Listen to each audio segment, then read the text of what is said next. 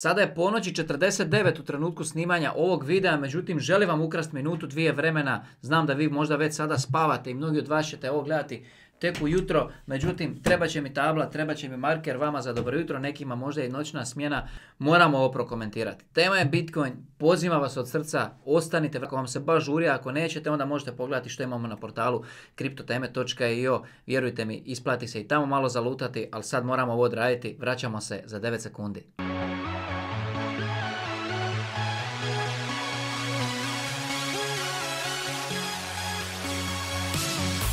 Dobrodošli na kanal Kripto Teme. Evo kratko, jedno moje vlastito mišljenje i neka ostane na tome, nemojte slučajno shvatiti kao financijski ili kripto savjet. Prvo ću vam pokazati jedan jako zanimljiv podatak, zvuči gotovo nevjerojatno i do sada ga nikad nismo komentirali na jedan ovakav način, a može nam puno reći. I zato vas pozivam od srca, ostanite do kraja, neće stvarno biti dugo, jedan jedini like tu negdje dolje upalite, puno će mi značiti, hvala vam najljepše od srca. Prokomentirajte, dajte svoje mišljenje, zanima me što vi mislite o ovoj temi. Prvo ću vam pokazati sljedeći podatak. Svi znamo godina ima 4 kvartala, mi ovo nikad nismo spominjali. 2020. godina, treći kvartal.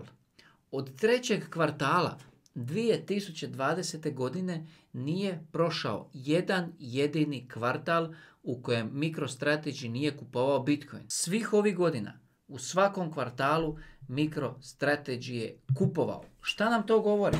To nam govori da mi sad idemo u 2025 i 2025. godina ima 4 kvartala. Mi imamo MicroStrategy koji će vjerojatno nastaviti sa ovom strategijom. Kupit će u prvom kvartalu, kupit će u drugom, kupit će u trećem, kupit će u četvrtom. Šta imamo sada, nismo imali prije par godina? Imamo Metaplanet koji kupuju konstantno. Pa imamo Metaplanet koji će sad kupovat u svakom kvartalu.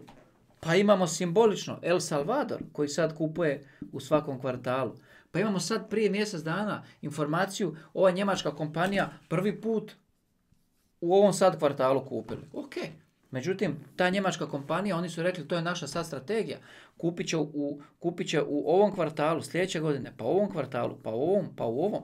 Znači, mi dobivamo sve više kompanija koje slijede strategiju od MicroStrategy koja će se vjerojatno nastaviti u 2025. a to je kupovina u sve i jednom kvartalu. Michael Saylor je rekao jedina stvar koja me veseli više od Bitcoina je još Bitcoina. And the only thing I like more than Bitcoin is more Bitcoin. A matematika kaže Bitcoina ne može biti više od 21 milion. A da ne spominjemo podatak da su Bitcoin spot ETF-ovi prvi put ove godine počeli kupovati, sljedeće godine će samo nastaviti taj trend. I onda vi sami sebi kažete, pa nisu ovi ljudi toliko ni ludi.